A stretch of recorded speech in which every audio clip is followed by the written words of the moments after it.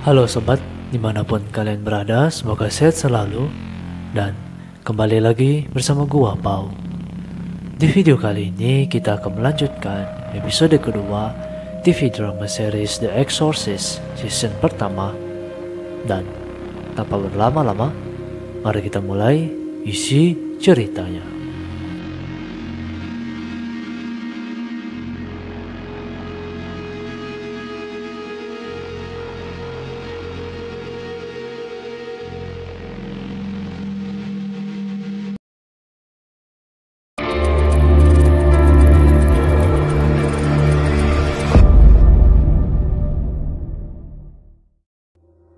Pada awal cerita, kita dibawa ke kenangan saat pendeta Markus masih remaja.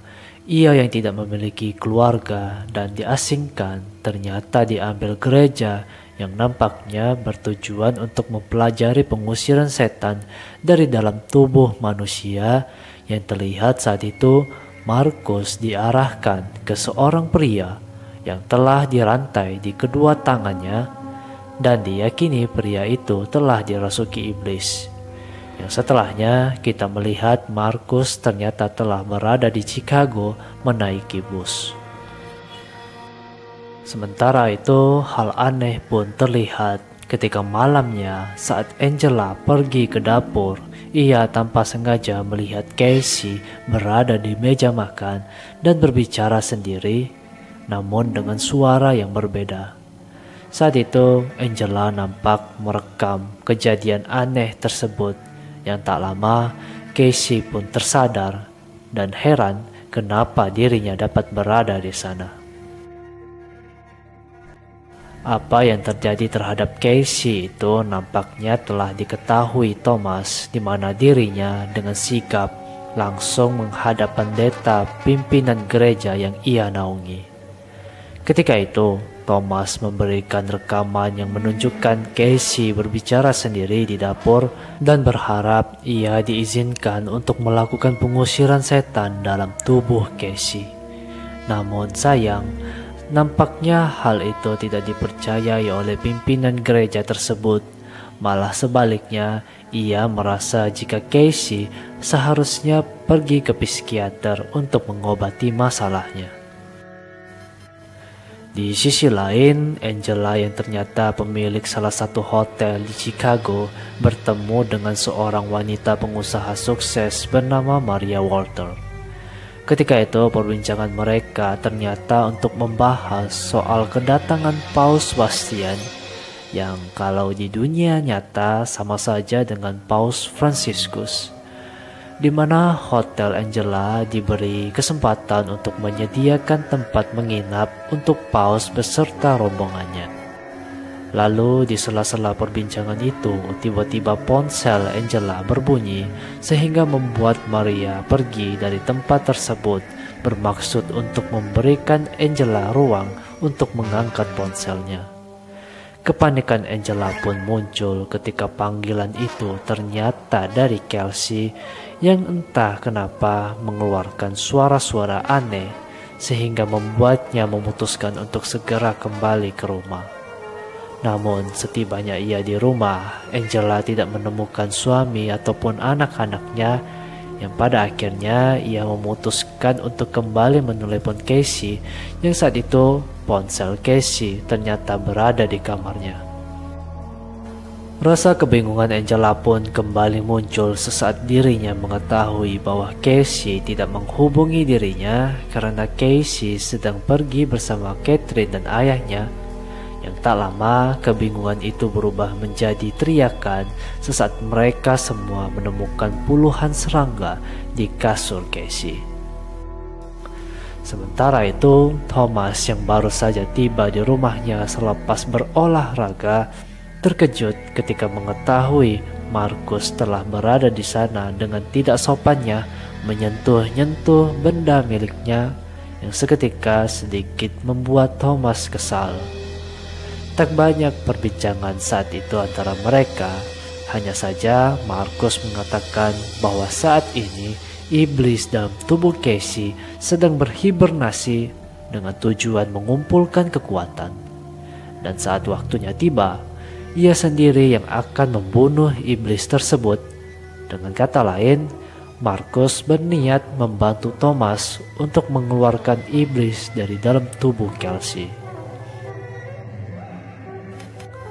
Lalu penampakan dari Raja Iblis Pazuzu pun akhirnya terlihat sesaat Casey sedang melakukan pertandingan bola bersama timnya.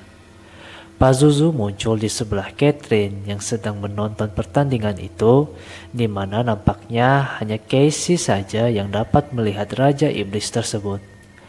Namun kejadian mengerikan pun terlihat sesaat Casey yang nampaknya dicurangi oleh salah satu lawan bermainnya mengakibatkan iblis di dalam tubuhnya bereaksi, di mana wanita yang bermain kasar tersebut dibuat jatuh sehingga terlihat kakinya seketika bengkok.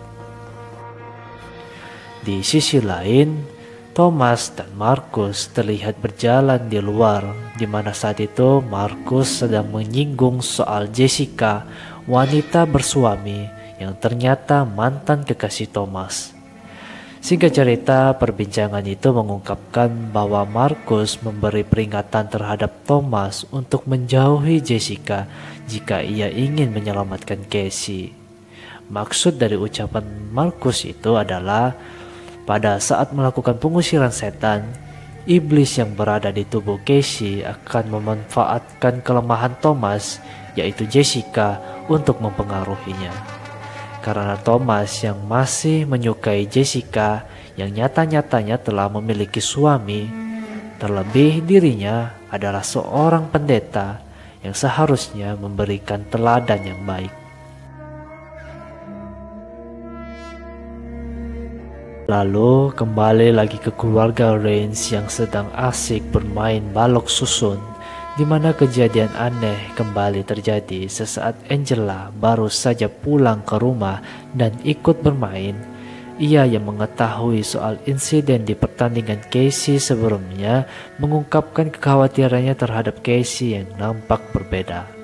Sehingga dapat kita lihat Casey yang hampir sepenuhnya dikuasai iblis Pazuzu melakukan hal aneh dengan menunjukkan kekuatannya saat ia membuat balok susun itu tetap berdiri, padahal hanya ditopang dengan satu balok saja di bawah. Sehingga hal itu tentu membuat semua orang terkejut. Namun tak bertahan lama, semua balok tersebut pun akhirnya runtuh. Dan dapat kita lihat Casey menatap ibunya dengan tatapan yang aneh. Apa yang terjadi terhadap Casey tersebut tentu membuat Angela benar-benar khawatir, di mana ia langsung membahas iblis di dalam tubuh Casey kepada Thomas yang sedang sibuk untuk memberi makan para tunawisma di gerejanya. Namun saat itu Thomas yang tidak diberi izin untuk melakukan pengusiran setan meminta Angela untuk menunggu sampai ia diberi izin oleh pimpinan gereja. Yang tak lama, Thomas pun pergi meninggalkan Angela untuk kembali mengurus kegiatannya. Angela yang merasa Thomas tidak terlalu membantunya, entah kenapa tiba-tiba terpikir untuk mengambil air suci yang berada di sebuah cawan berbatu, di mana hal itu ternyata dilihat oleh Markus, sehingga membuatnya memberitahu jika iblis di dalam tubuh Casey akan merasakan efek buruk dari air suci tersebut dan menyarankan Angela untuk melihat hal tersebut. Markus yang sejak awal tahu tentang tujuannya untuk mengeluarkan iblis dalam tubuh Casey terlihat sedikit berinteraksi dengan Casey sesaat dirinya juga ingin mengambil makanan di gereja tersebut yang diperuntukkan untuk para tunawisma. Namun, kejadian aneh kembali muncul ketika seorang pria yang sama seperti episode kemarin yang dilihat Thomas sesaat dirinya baru saja selesai melakukan khotbah ternyata berada di sana. Ketika itu, pria tersebut menghampiri Casey dan mengucapkan kalimat-kalimat aneh seperti, "Aku mengenalmu, dia memilihmu, kau sangat istimewa." Sampai akhirnya pria tersebut berniat menyentuh Casey yang sontak membuat Marcus, Angela, serta Henry yang berada di sana berusaha melindungi Casey. Lalu pria tersebut kembali mengucap kalimat aneh sesaat dirinya ditarik oleh Marcus, di mana ucapan pria tersebut sama persis dengan kalimat dari pria kerasukan yang pada awal cerita ditemui oleh Marcus kecil. Dengan kata lain, pria yang ingin menyentuh Casey tersebut nampaknya juga telah dirasuki iblis. Scene berpindah ke Thomas yang ternyata bertemu dengan mantan kekasihnya Jessica. Saat itu Thomas menceritakan permasalahannya yang harus berhadapan dengan salah satu umatnya yang dirasuki iblis kepada Jessica, di mana ia meminta saran kepada Jessica apa yang harus ia lakukan. Namun bukan saran yang didapatkan Thomas, ia malah sedikit digoda dengan tangannya yang disentuh oleh Jessica, di mana godaan itu seketika ditolak oleh dirinya, sehingga membuat Jessica pergi dari tempat tersebut dengan wajah kecewa. Sementara itu pada malam harinya, Marcus terlihat sedang mengawasi pria yang sebelumnya berada di gereja bermaksud untuk menyentuh Casey. Ketika itu Marcus mengawasi pria itu dari kejauhan. Yang tak lama ia melihat pria tersebut dijemput menggunakan bus tertutup entah kemana. Sehingga selepas dari itu ia tiba-tiba bertemu dengan seorang wanita di salah satu tenda di pinggir jalan, di mana ternyata wanita tersebut telah dirasuki iblis. Dan iblis itu mengatakan bahwa kelompoknya sangat mengenal siapa Marcus, sang pendeta pengusir setan. Ketika itu, Marcus yang mengetahui wanita tersebut dirasuki iblis berusaha mengeluarkan iblis tersebut dari tubuh sang wanita. Namun, entah kenapa, ketika ia membacakan doa-doa dan mantranya, sang iblis di dalam tubuh wanita itu malah tidak bereaksi sama sekali, seolah-olah Marcus tidak memiliki kekuatan lagi dalam pengusiran setan. Sampai akhirnya wanita itu pun pergi. Pada bagian ini tidak dijelaskan secara spesifik kenapa iblis di dalam tubuh wanita tersebut tidak bereaksi sama sekali dengan doa-doa yang diucapkan Marcus. Namun menurut gua ada dua alasan kenapa itu dapat terjadi. Satu, karena Marcus nampaknya telah kehilangan kepercayaannya terhadap Tuhan akibat kematian Gabriel yang sepertinya membuat dirinya kecewa terhadap Tuhan. Lalu alasan kedua, kemungkinan wanita itu dengan secara sukarela memasukkan iblis ke dalam tubuhnya, yang dimana hal ini akan terjadi pada episode-episode berikutnya.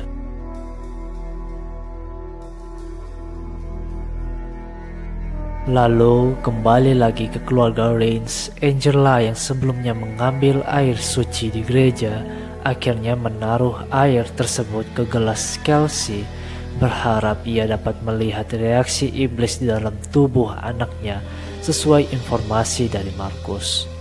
Namun sebelum Casey meminum air di gelasnya, Angela sedikit mengungkapkan tentang rasa bersalahnya karena belum bisa menjadi ibu dan istri yang baik untuk keluarganya.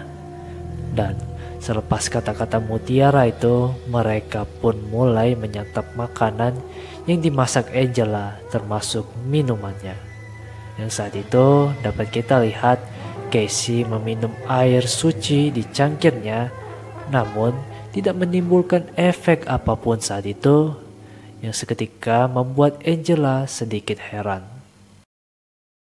Namun kejadian mengerikan pun diperlihatkan ketika mereka menyelesaikan makan malam tersebut. Casey langsung terburu-buru masuk ke toilet di kamarnya, yang saat itu dapat kita lihat ia memuntahkan cairan hijau, dan tak lama mulutnya mengeluarkan serangga yang sangat besar. Kondisi yang ia alami ini tentu membuat Casey yang masih memiliki kesadarannya seketika heran apa yang terjadi dengan tubuhnya. Yang tak lama, ia pun kembali bertemu dengan iblis Pazuzu yang diperwujudkan sebagai pria tua yang ramah berada di depan rumahnya. Ketika itu, Casey yang berada di luar rumah terlihat mengungkapkan perasaannya kepada Pazuzu, yang hal itu ternyata dilihat Henry, di mana Henry melihat Casey berbicara sendiri. Sementara itu, Markus yang kembali ke rumah Thomas terkejut ketika Thomas telah membuka benda-benda miliknya yang berisi foto-foto dari anak-anak atau korban-korban kerasukan, beserta banyaknya coretan-coretan di buku Alkitabnya. Saat itu, entah kenapa, Thomas meminta Markus untuk segera pergi dari rumahnya yang tidak terlalu gua pahami alasannya. Namun itu mungkin berkaitan dengan iblis yang berada di tubuh Casey yang Thomas kira dikirim oleh Markus. Markus yang diusir seketika sedikit membuatnya sedih dan mulai menceritakan pengalaman hidupnya, dimulai dari ia yang melihat ibunya dibunuh oleh ayahnya sendiri di depan matanya. Lalu soal dirinya yang dijual kepada gereja untuk belajar soal pengusiran setan, serta dirinya yang mengaku ketika ia melakukan proses pengusiran setan, ia merasa jika dirinya melihat Tuhan saat itu, di mana cerita Markus itu sedikit membuat Thomas iba.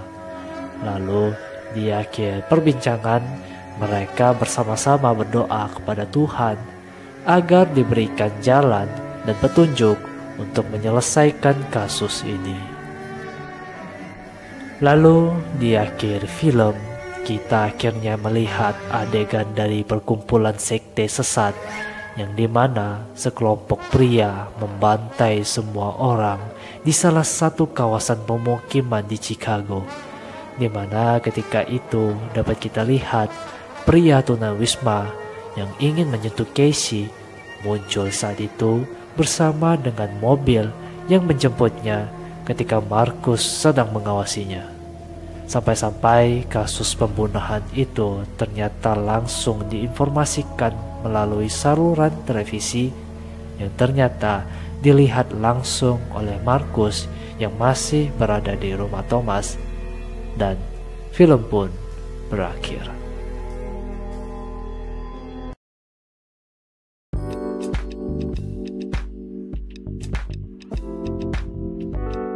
Oke sobat, pada episode kali ini sekte sesat yang pada episode kemarin gua informasikan akhirnya muncul, di mana mereka membunuh orang-orang di salah satu kawasan pemukiman dengan jumlah mereka yang cukup banyak. Saat itu dapat kita lihat mereka nampaknya mengumpulkan organ-organ tubuh orang yang dibunuh, yang berkemungkinan itu merupakan syarat dari sekte mereka. Lalu soal iblis yang jumlahnya cukup banyak di Chicago diungkapkan Markus setelah dirinya bertemu dengan wanita kerasukan sebelumnya. Total orang yang dirasuki sejauh ini telah berjumlah 3, bahkan mungkin 4. Salah satu orang lainnya ada di episode kemarin ketika Thomas mengunjungi Santo Aquinas dan bertemu dengan seorang pria tua dengan matanya yang terlihat aneh. Lalu bagaimana Markus dan Thomas akan mengatasi masalah ini? Nantikan di episode-episode berikutnya. Untuk itu, jangan lupa klik tombol like, komen, dan subscribe. See you again.